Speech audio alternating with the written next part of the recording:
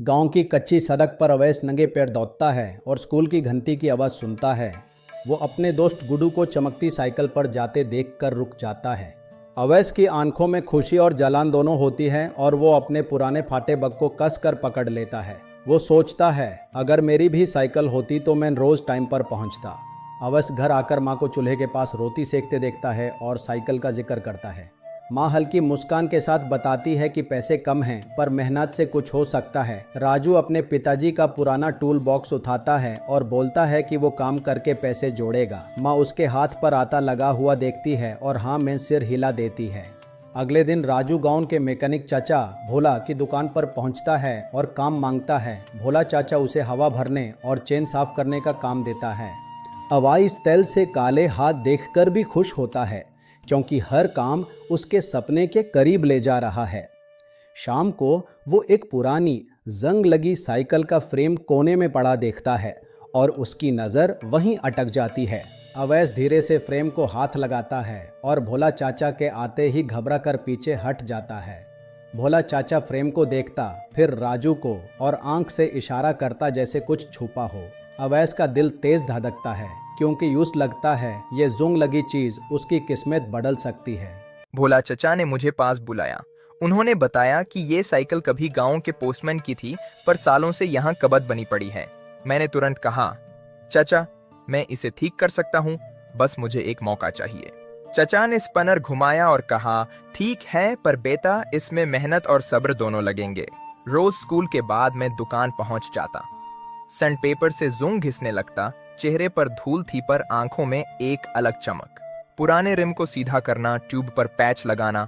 चाचा कभी दांतते तो कभी प्यार से सही तरीका सिखाते। एक दिन गुड्डू अपनी चमकती साइकिल पर आया और मेरा मजाक उड़ाने लगा। कहता है, इस कबद से क्या होगा। मेरा चेहरा सख्त हो गया पर मैंने जवाब नहीं दिया। मैं बस नुत कसने में लगा रहा। गुड्डू ने बेल बजाई। मेरा ध्यान भटका और उंगली चेन में फांस गई। खून निकला पर मैंने हिम्मत नहीं हारी। रात को माँ से छुपा कर हल्दी लगाई और बैंडेज किया। खिड़की से चंद को देखते हुए बस कल का सपना था।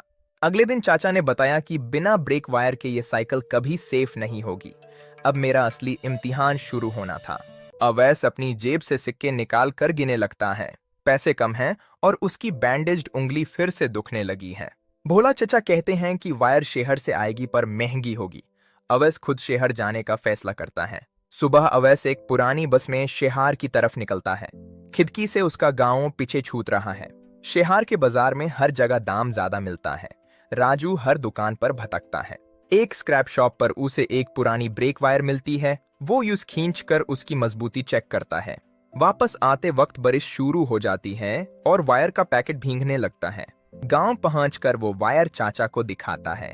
चाचा पूछते हैं, अगर ये टूट गई तो? अवैस जिद से कहता है, मैं इसे सही से फिट करूंगा, कल की टेस्ट राइड सब कुछ तय करेगी।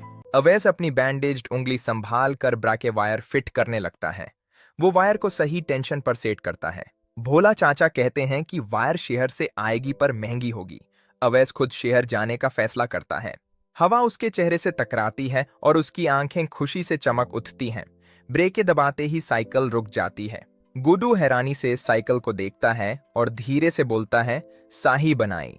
अवैस के चेहरे पर गर्व की मुस्कान है। रास्ते में वो एक छोटे बच्चे को उठाकर साइड करता है।